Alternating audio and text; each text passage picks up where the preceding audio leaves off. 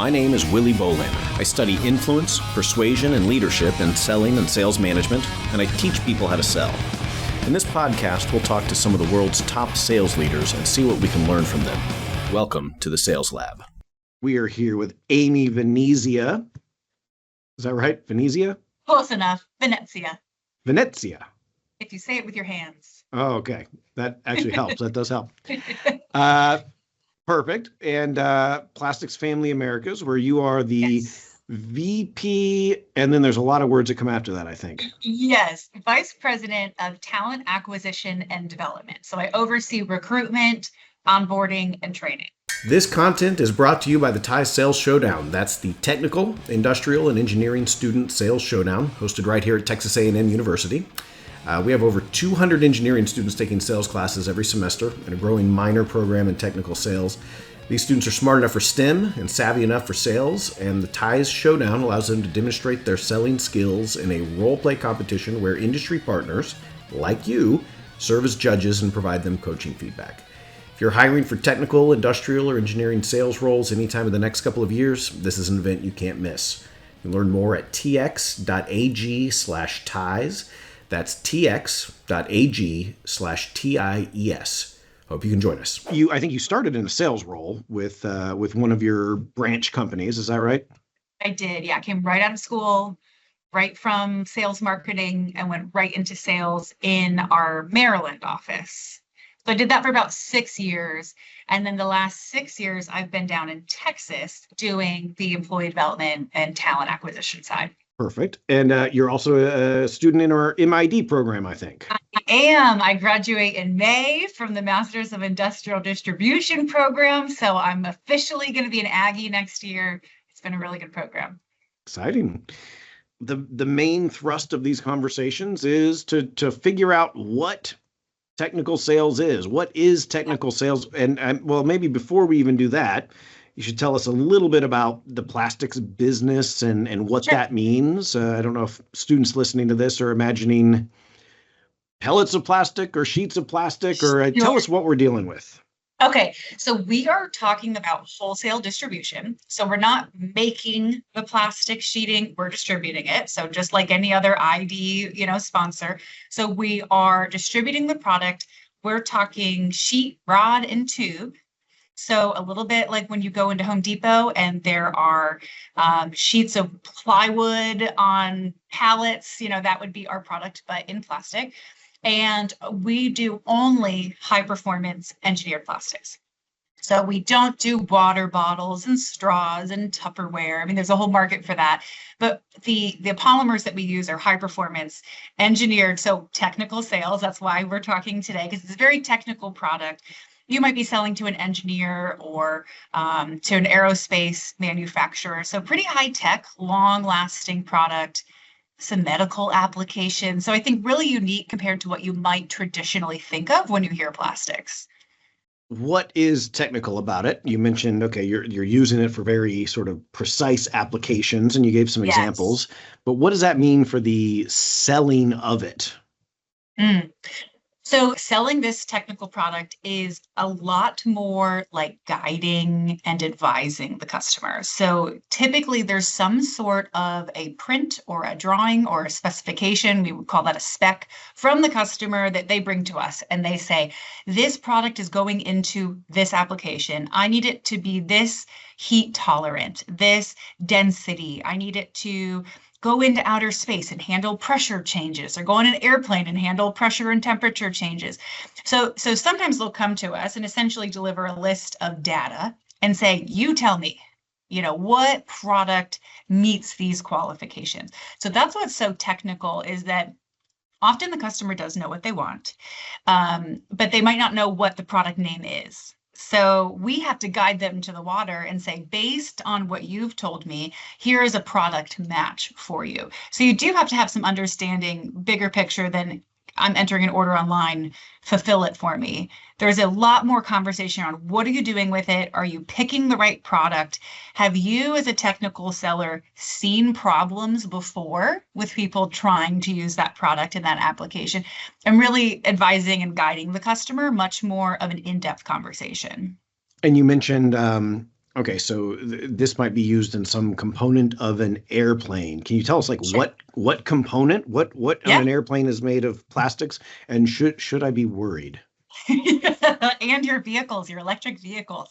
Yes, you should not be worried because these are not water bottles, right? So this isn't just cheap, flimsy plastic. We call those single-use consumer throwaways, stuff you and I may or may not use in our daily life. You're not going to just find these products in your daily life. On your airplane, your window, shocking, I know, everyone thinks it's glass, but actually if you tap on that window, you're going to realize that inside film is actually plastic. The quick fact, the product we use there is 500 times the strength of glass. So it's like you have to really reimagine plastics and think it's not this flimsy cheap. It's actually pretty expensive and it's high performance and it's engineered. So windows would be your easiest application on a plane, but also the windshield for the pilot. So that dome in front of the pilot, again, you think it's glass, but actually it's a product called polycarbonate. And then even just the interior of the plane, your seat back, your tray table. So there's a lot of plastic, and we use it because it's lightweight. So if you Mm. were using glass on those windows, you would have about twice the weight being added, or even in just the components in your seat. So using plastic is a lot lighter, but you still get the same performance and it's engineered to spec and it's antimicrobial. So if someone sneezes on it, it doesn't, carry diseases. There's all these specialty components to it. But in the end, your plane's lighter. It can go farther. It uses less fuel. I can pack more shoes in my bag to get where I'm going. They can carry more passengers. So it's just good overall. But yeah, an airplane is absolutely covered in plastic, but just not the plastic you might typically think of. Yeah. So what other types of cool applications would we find some of your plastics in? Okay, some of our more technical applications would be the medical field. Mm. So we do a good amount in medical products. So it could be something as simple as the manufacturing of MRI machines or X-ray machines, and the product would be kind of in the outside of that machine. It also can go as far as being implantables. So we sell knee and hip replacement items, Mm. even dental implant materials, surgical tools. And so again, it's engineered plastic. So it's actually metal detectable so that you have your hip in place. It's plastic, weird, but also you can go through an X-ray machine and make sure it's in the right spot. So the technology is really pretty incredible. Mm. So that would definitely be a very technical. We have lots of certifications that we have to meet as far as storing, selling, transporting, labeling, lot numbers, batch numbers. That's a very technical. So that would be the most technical sale for us. Okay. So yeah, It's high tech. interesting things are being created. You mentioned that, oftentimes the customer will know what they want, and it sounds like you're almost performing a translation, or you're connecting the dots, right? The customer says, "I need this," and you say, "Okay, well, here's what that's called. Here's what will meet that criteria." So, is that how most of these interactions go? That you connect with a customer or a prospect, and they kind of lay it out for you, or is there opportunities for you to go in there and sort of provoke or challenge them to use plastic in the production of something that they've typically done in other materials? Or It would not be uncommon for someone to come and hand us a metal, steel, titanium, glass, some other product object and say, can you make this lighter, stronger, more wear resistant, more heat resistant, and can you make it in plastic? I don't know what it needs to be, but I know that the aluminum on my line is rusting, or the wood in my boat is rotting, and plastic doesn't do either of those. So make it in plastic. So that's what we call reverse engineering. Now, the salespeople wouldn't necessarily do that engineering, but that's where you use the word translate. What a perfect word. The salespeople, as technical salespeople, are translating. So you've got the customer, who's a purchasing agent. They've got their own engineers. And then we may have our fabricators, engineers, specialists, suppliers, and that salesperson is translating back and forth. So really what's more important than knowing every detail and data point on all these plastics is being really detail oriented, being a really clear communicator, getting the information very clearly from the customer, bringing it to our experts, making sure it lines up. And I would say more than anything, we're just validating. So the customer says, I want this, but we still validate. So we might give a sample, we might do a run. Hey, try it out on your machine. Make sure it doesn't break. Make sure you like it. And we can make tweaks before we do a full run. So you're talking to, I think you said a purchasing agent, Yeah. right? And how much direct contact are you having with the engineering team, or does it tend to get routed through, like a single touch point at the customer organization, like a purchasing agent? Day-to-day sales in plastics can just come from the purchasing agent. But if we're really talking technical sales, if we're in these specific markets and in these specific applications, you are meeting with the engineer. So you are talking directly, and sometimes the engineer is the purchasing agent, right? So they are the ones who are going to spec in your product on their drawing of object A, and they're saying you have to buy it from Plastics Family Americas, and it has to be this, and it's been validated by sample XYZ, lot number 2. I mean, it can get pretty specific. Speaking to engineers can feel very intimidating if you're not an engineer. I'm not an engineer, and I was selling to engineers at times, but there's a lot of support. There's a lot of company experts. There's a lot of supplier experts. That's when you'd probably tag in someone more technical. And again, you're just translating. You've got 2 engineers, you're trying things out, you're testing things out, and you as a sales rep are saying, okay, we've agreed on this, yes? And this is the pricing, and we see that it's worth it because you're getting additional temperature resistance and you need that. And so you're facilitating the sale, even if you don't know the language fluently yourself. Yeah, I think somebody I was talking to the other day described it as, you're sort of handling the commerce, while some other folks are handling the specifications in some ways, Yes. Some of the technicals. So we hire salespeople, we don't hire engineers, right? And so you have to be able to communicate and work with engineers, but you do not have to be an engineer by any stretch of the imagination. I mean, that's kind of interesting then, right? That it's a technical sale. The details matter. You have to, you have to know a thing or two, and yet, you're not getting your hands dirty. You're not getting elbow deep into, some creation of a product, I guess. Yeah. So, let me ask you, sort of the percentage of time that you're interacting with customers in this type of a role. What percentage feels very technical, and what percentage feels, more like relationships and, non-technical sales? Yeah. For your average salesperson, maybe 20% is technical sales and 80% is more of that relationship building. The customer knows what they want. They're already ordering it. They're just ordering it from someone else. So why should I buy from you? And why should I work with your company and your brand and your value props? And about 20 is maybe some converting business. I'm converting you from steel, metal, titanium, glass to plastic. Okay. Say converting is probably the most technical. And then sometimes it's just a high spec product like a knee implant. You just have to get it right.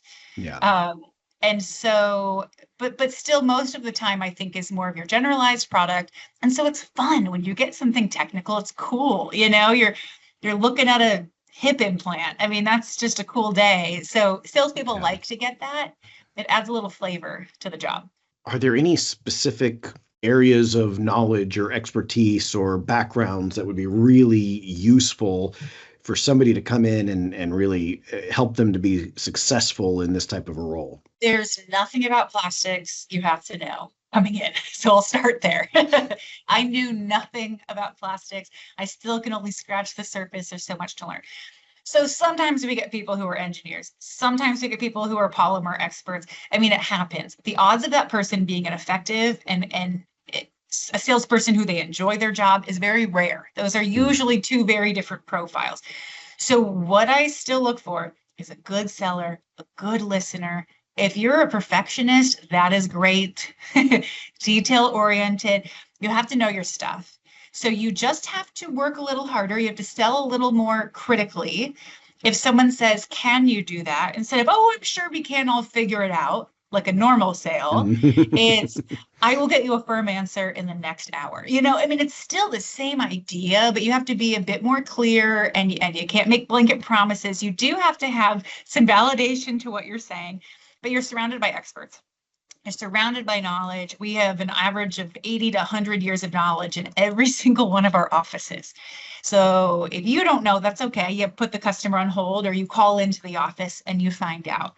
Yeah. So I think the real important thing is knowing how to communicate with people with very different personality types than the seller. So you're an outgoing social seller and you're speaking to a very intelligent, very high performing, maybe a quiet engineer.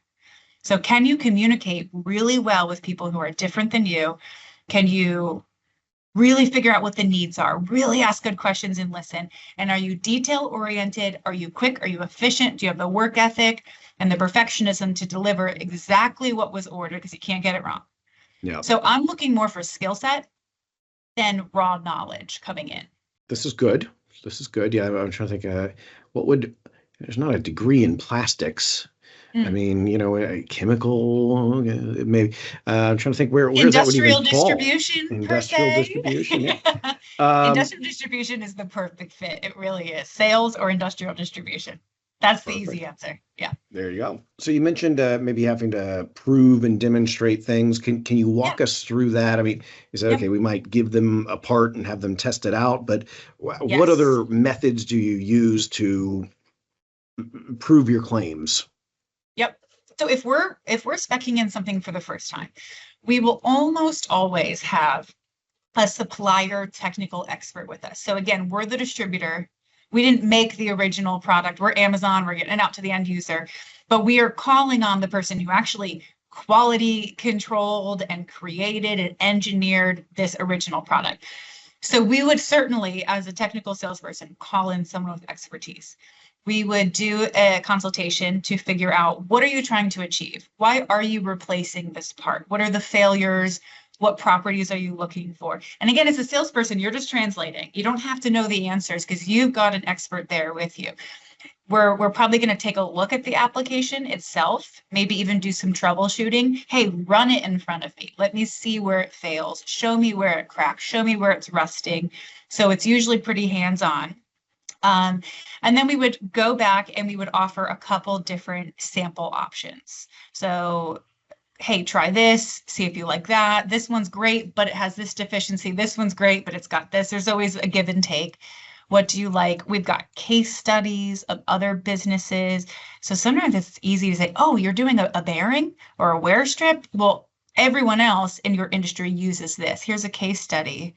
Let's just directly go to that product. So exactly how technical it gets depends on the product, but we usually call in an expert to help us. There's usually samples, there's data sheets with material properties, there's case studies, there's a validation process.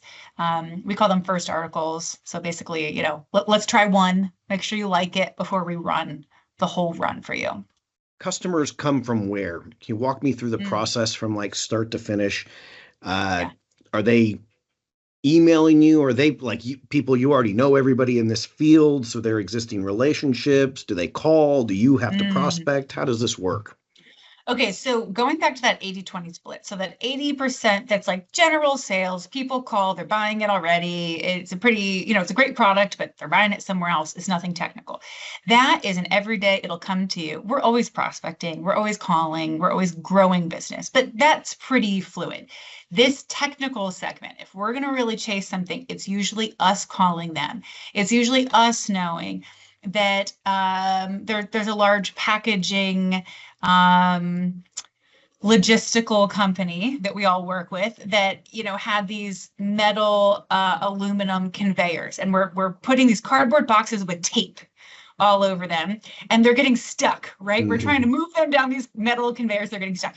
So that was a great application to come in and say, hey, we've got a plastic wear component, it's a little slippery, and even your tape in your boxes will slide, won't have any bottlenecks in your process. That type of spec work, whether complex or simple, we are calling on. So we would be looking for manufacturing plants specifically that we know are using a lot of metal in their production. The biggest thing for us is metal conversion. So anywhere that's a huge metal OEM or manufacturer, or in their operations, even like a food and beverage plant, Those are great spots for us to convert from a wear component that might be metal into plastic. It's going to last longer. It's not going to rust. You can color code by line. If you have a kosher line, a vegan line, you can have red, yellow, blue, green. There's a lot more options in the world of plastic, but certainly those people don't tend to come to us. We even do Google alerts when there's food recalls. So there's a chicken recall, we have Google alerts. So we would literally say there's no better time than now to go in and say, oh, a piece of metal was found in your chicken. Let's talk about why does metal flake? Because it's rusting. It doesn't rust, it's plastic, right? So you kind of have to be creative, but we are definitely chasing that business. Okay. Because they don't know, because they're doing things the way they've always done them, and you need to sort of show up and say, what about? Yes, it's a lot of new technology. Plastics feels like it's outdated or it's been around forever, but that's the plastics we know, right? And high performance engineered plastics, which is the world that we revolve in, is new. Every year there's something new. More sustainable products are coming out, longer lasting materials, recycled. There's so many components that end users would like, and they just don't realize there's a plastic that meets that need, because it's always been metal or it's always been glass. Or they didn't understand how sustainable that plastic material could be. And so that's where the technical sale is up to us as sales reps to find and really communicate the value and convert them over. And so I'm hearing translation. I'm hearing education, right? Finding the people that could be doing it this way that don't know that they could be doing it. What else? What else makes answers this question? What is technical selling? I think, just really being able to validate any claim you make, and you can't make it up. That's the difference between sales and technical selling. You have to know it's a firm answer. There's not a lot of gray in technical selling. In traditional sales, it's like, no, but I can still give you this value, and isn't that still worth it to you, right? In technical sales, it tends to just be a yes or no. This meets spec or it doesn't. So you do have to really get it right, and it's a little bit more material dependent rather than sales dependent. Can I convince you on the value props that you'll compromise on these 3 things because you're going to get these 8? If you are talking about material properties, you can't compromise. And so it's a little bit more of a literal sale that makes it technical. Yeah. A little or a lot more concrete. You mentioned the recalls. That's interesting. That's pretty clever, I would say. How else do you go about prospecting? So we use a lot of lead generation tools, like Sales Navigator, Easy Select, Hoovers. So we might be looking for a food manufacturing plant in Arizona. I'm just making this up, right? So if that's what we're looking for, then we would use those tools and we would find those prospects. We'd be calling operations managers, engineers, quality assurance. So you're not calling the purchasing agent, because all they're getting is fill this metal part. We've been getting it from the same person for 20 years.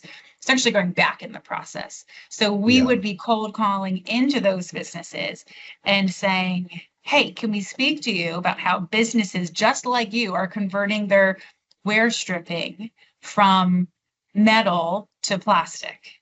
Can I send you a brochure? Can I come meet with you and give you some samples and see how they perform? So it takes much more of a consultative and longer term sale process than your traditional, I quoted it yesterday, ship it out next week. But I would say our lead generation resources, our suppliers are fantastic. We have some of the best manufacturers, and they provide us with really excellent leads as well. So if we have a target plan with a specific manufacturer to replace X product in this type of industry, if they get leads or if they know of anyone, they'll also support us. Our website too, you've always got people coming onto your website and interested in information. So leads are pretty available. It's really, can you close a meeting? And that's where the salesperson comes in, right? The beauty of that sales personality, to say, I can really add some value, and it's going to sound crazy, but hear me out. And I think it could really dramatically change your runtime, how often you're replacing things. The warranties are better. It's all FDA approved. Let me open your mind to the world of plastics. Getting that initial meeting can be tough, but typically it's pretty apparent what value the product brings. Yeah. You mentioned earlier, differentiating from other suppliers, right? There are other places somebody could go to get some plastic. Sure. What are your key differentiators? We've actually been talking about this a lot in class. Don't stop saying best. Stop saying, Yes. we're the leading this or that. Tell Yeah. me what that means in a concrete way. So what Yes. differentiates you guys? We talk a lot about this in sales training, the features and benefits. So, okay, so you offer this product, cool. So does everybody else. What's the benefit to the customer? So, okay, a couple top lines. I could go all day on this one. I would say sheer size is one of our biggest advantages. So we have 215 locations across North and South America. Our average competitor has about 20. So when it comes to getting a great price for your product, when it comes to getting the best brands, the best warranties, getting our product delivered first. I mean, our suppliers are really, really wonderful, and they prioritize and they support us with technical knowledge. So one, just the availability of stock is extreme. So if I don't have it here, I've got 4 other offices in Dallas that I could possibly pull it from. If we have multiple orders going in, and we saw supply chain disruptions throughout COVID, our suppliers would prioritize our shipments. I mean, that's a massive advantage from a supply chain standpoint. We also offer lots of exclusive products, private label. If a new sustainable product comes in, we would try to negotiate maybe a year of exclusivity. So before anyone else can get it, let us see what we can sell. And if we sell enough, just give that brand to us. So we have a lot of brands we've been very successful with that you simply can't buy anywhere else. And for that 80% day-to-day, maybe that doesn't matter. But our technical customers, that matters because they want the best. They want the brand name. It's like Kleenex versus tissue, right? They want the Kleenex with a little extra lotion on the tissue when your nose gets dry versus the Walmart brand. So I'd say size is a huge. I believe our salespeople are the best. And I know everyone probably says that. But I think the customer gets a good experience from us because we are non-commissioned sales reps. It's wild. We are paid profit share, so we are incentivized to make sales, and we do keep a share of the earnings. But the idea there is if I go in to see a customer and they're feeling nervous, or maybe they're feeling pressured, I can say, hey, this sale doesn't make my student loan payment this week. It's okay. When your business is ready or what's appropriate for your business. So it's more of that customer growth together versus twist your arm, buy today, and I'll never see you again. So I don't care about the experience. Yeah. I'm actually thinking about profitability. I want a relationship. I want you happy. I want you buying again. I want you to feel like you got a good deal. And so the customer gets a better experience. And I think as a seller, when I was selling, I loved that environment. I never felt like I was working someone over to get a sale. So I could go on and on, but I'd say the people and just the sheer size and strength of the business is just a massive advantage. Somebody starting a career in technical sales and plastics, what might their career path look like? Great question. We have a lot of sales lifers, and that's awesome. And you can make a lot of money and have a ton of fun, and that's a great place to be. You could also go through a couple different stages. So I'll kind of use my career trajectory maybe as an example. Sure. Your pacing is your own. So obviously, depending on how successful you are and what you're looking for, this will look different. But the typical salesperson might come in from a university like Texas A&M and come in from an amazing ID program and go into sales. So I did sales for about 6 years. So I did inside sales first, is where we're always going to start you. You don't know what you're talking about. until you've done inside sales. I learned that myself. My first boss was so lovely and she let me go out and try. And I had no clue what to ask or what I was looking at. And I kind of came back with my tail between my legs, like, okay, I'm going to learn. So I'd say at least the first year is on the inside, but usually it's 2 or 3, really getting to know the customer. You're talking to a lot of people, you're learning the products, you're hands-on because you have a physical warehouse with your materials there. Outside sales is a typical progression for those who are interested in it. So working with customers face to face, traveling throughout a territory, you've got higher targets, higher goals. We have a couple training programs that our salespeople have as an option for them. The first kind of level 1 is our sales excellence program. So maybe at that year 3 to 5 mark, you'd go through our sales excellence program. It's very competitive. We take about 20 people a year, and we have about 1,500 salespeople, so it's very competitive.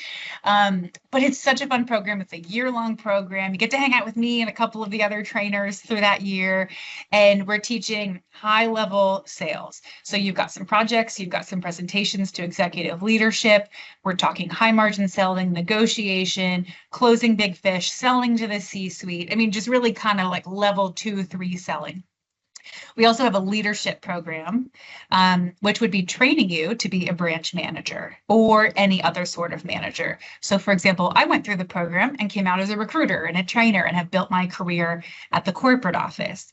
So I'd say most people that are looking for career development would go through those 2 programs and then kind of find your fit. Do you bounce into marketing? Do you bounce into social media? Do you bounce into national accounts? Do you become a specialist in one of these categories that we're talking about? Are you a branch manager? Can you go on to be a regional manager? But usually it comes from sales. So I like everyone to start from sales, even my own recruitment team and my own training team. You know, I want them to have come from sales. So that's where the beauty starts. And just how good you are and how flexible you are and how relocatable. I mean, we've got a lot of opportunities. It's a pretty large company and we promote from within. That's very important to us. So I'd say that's the typical path. So how often might you ask somebody to relocate? Okay, we would ask you to relocate for a promotion most of the time because we have a beautiful thing called employee retention that works really well here and people just stay, which is amazing. It's one of the best things. So with that being said, you might go in and we've got a lot of young managers. Maybe you go in, you have a 35-year-old branch manager and you just won't leave Houston. Well, either they get promoted up and out, and that's okay, and that happens, and you can be promoted in. But what's more likely is that that gal is going to stay for another 20, 30 years, and you might have to find a home somewhere else, right? So in sales, relocating, it would only be if the employee needs it. So if you have a family need or, you know, we certainly move people around within our network to keep good employees. It would be on their behalf. Yeah. The reason the company would ask you to relocate would be for a promotion. Hey, you're in Texas now and we need a manager in San Diego. You know, would you come manage this location? At the manager level, you might relocate a couple times because we promote into smaller locations first. Okay. Then once you master that, we go into medium and then maybe into a regional director role. So for that, you may go a couple times, or you might find your home in Houston and settle on in, and that's it, and you're happy there. But it's usually for management opportunities. Gotcha. And the profit sharing is an interesting approach. You mentioned that, and that's I know that's something that's from a job seeker considering, you know, differences between opportunities. Yeah. That's typically something that's pretty unique about you guys. Yeah. So what does that mean for somebody starting their career? I mean, does that mean I'm going to make less money? Does that mean I'm going to make more money? Does that mean? Yeah, it's a great question. So as a newbie, you don't know anything, right? And that can be tough when a majority of your salary is through commission. You don't really know what you're selling at. So actually, as a newbie, I had interviewed at dozens of places, and I appreciated the profit sharing because I felt like this was an environment that very much invests in their employees. We're going to train you really darn well. You're going to be working with a lot of people who are invested in your learning because we're all making profit share together. Now, to be clear, if you're the top seller, you're making the most profit share. This pie isn't cut perfectly even. Gotcha. But we're working as a team, thinking of this as our own business, own entrepreneurial adventure. And what can I do to add to profitability? So your warehouse professionals are thinking about optimizing that warehouse because they get a cut of that profit share. So if they're able to do some efficiency or supply chain savings, that comes back for them as well. Your tenured sellers are invested in your growth because the quicker I can get up in selling, the more money we're making together. So it gives this kind of family feel, team selling, support. If I'm on vacation, you're covering my accounts because no one wants customer number 2 upset. And so it just gives this culture that we have is just high performers. We all just want to make the business make more money because then we make more money. So the shareholders don't just say, hey, I paid you your salary, I paid you your set percentage, and you're welcome. You know, it's like it's uncapped forever. You can make as much money, sell anything you want, and you're going to keep a percentage of that. So to me, it felt like a more competitive, like a better work ethic, team selling, excited environment. It just fired me up every day just to be in that pulpit. Yeah. Okay. Is there anything that people get wrong about technical sales or about plastics? Yeah, how much time do you have? No. Yes. I'll just do plastics. I think we touched on it, but I certainly fell victim to this. You are not going to interact with our products in your day-to-day life. So the understanding of what plastics means in our business is not something that people immediately understand. Yeah. So I often say I'm in wholesale distribution because if I say plastics, it's a whole other thing, right? There's plastic in this Stanley cup, right? I mean, this still isn't something we sell. This is a little more basic, but this is still a very reusable product. This is plastic, but I've used it how many times and will use it for how many years. So not all plastics are created equal. And the single-use consumer throwaways, there might be an answer to that. And that's not really the realm that we delve into. Another misconception I've heard is that plastics can only be recycled so many times. I don't know if you've heard this. I was asked that on campus, and I thought that was kind of interesting. And so our products can be reused and reused and reused and reused and reused. So we also do our own recycling. We recycle 100 million pounds of plastic a year, which is, again, just like some benchmarks to our competitors. The competitor that recycles the most compared to us does 20 million pounds, and they did that over 10 years. And we do 100 million every year. So compared to 20 million pounds over 10 years, and we're doing 100 million every year. So just the volume, again, we're the leader in the industry, but just as much as we're the leader in pumping out plastics into long-term sustainable, like an airplane or your car, material applications, we are also the leader in taking it back and re-extruding it into your next generation of plastic. So I think that's what people miss is they think, well, plastics are terrible because we don't recycle them. And that's a consumer issue that we probably do have to think about quickly.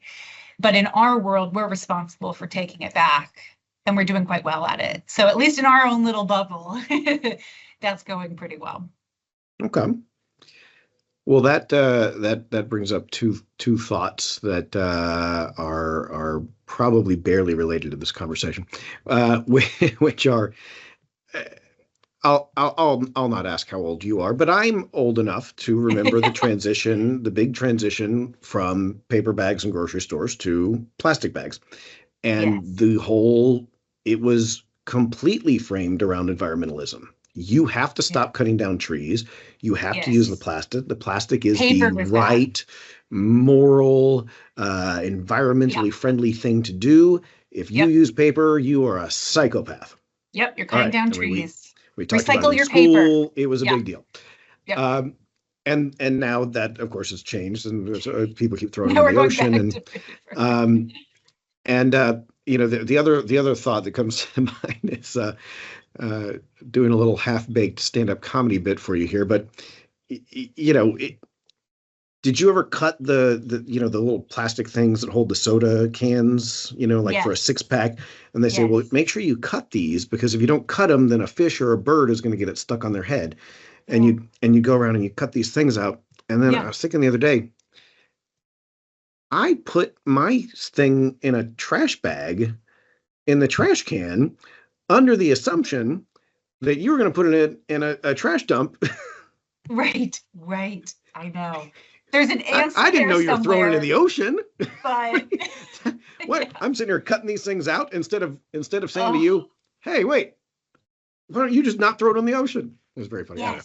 yes. That's the thing, and that's a whole other thing. But it's like the product itself isn't bad. It's that it's us as people putting it in the wrong spot at the end of its life, when it's really quite a sustainable, recyclable product, especially compared to wood and to paper. It's actually much fewer emissions to have that sustainable cycle with plastics, but we just throw it out. So anyways, we get mad at the product, not the end use, but the problem remains, and there's certainly a reality to it. But a lot of people joke, does your product end up in the ocean? Because understandably, they're thinking of all these applications we've talked about. And I think, this, would your Boeing aircraft carrier, would you see that floating in the sea? That's just not where it goes, Yeah. But still, at the end of its life, we can take back a NASA shuttle wing. Absolutely. We can take back a window from an airplane. Absolutely. Yeah. And so it's just having some accountability. What products are we banning? What products are we against, and why? And just like your plastic bag, now we don't sell either of these. I'm just being devil's advocate, Sure. but the regular old plastic bag or the reusable polyethylene bag that's made from plastic bags. And so my point being, not all plastics are created equal, because we're saying one's good, one's not. And I think that's true. I do think one is bad and one is good, right? If we use rough terms. So just remember that in wholesale distribution, because some is good, some is bad. Think of plastics family as high performance engineered plastics. If it's good enough to go in your body and to go into a NASA shuttle, it is certainly higher performing than the water bottles and the Tupperware you have in your house. And so you got to think a little bit differently about it. Yep. Well, and I'll final thought from me, and then I'll see if you have any additional final thoughts. But one of the things that I'm walking away from this conversation thinking is, I think if you were to ask somebody 50, 70 years ago, what if you think about a space age material, well, okay, spaceships are going to have to be made out of metal, and Star Trek. I mean, the Enterprise definitely looks like it's made out of metal, and Yeah. well, it seems like actually, a space age material might be more like high performance plastic or something like this, Yes. right? So I love to bring products to career fairs, and I'll be there on Thursday, by the way. And now this is a good reminder that I should bring down some materials, because if you can just touch and feel it, you will know immediately this is not a product that you're familiar with. yeah, And sometimes it just takes touching and feeling. It's not clear, you can see these woven polyethylene fibers or whatever is in it. You can go, okay, whoa, this is a total different beast. I mean, some of it's used in police armor, in military armor, and it's lightweight, it's flexible, kind of looks like fabric, but it's woven polyethylene fibers that can actually stop bullets. I mean, it's a wild range of products that we sell. And it's just not what you think of when you think of the plastic that and it takes time to learn. And so it could be intimidating. And I hope what I'm saying doesn't sound intimidating to anyone who might listen, because I didn't know a thing. I knew nothing. I knew less than nothing.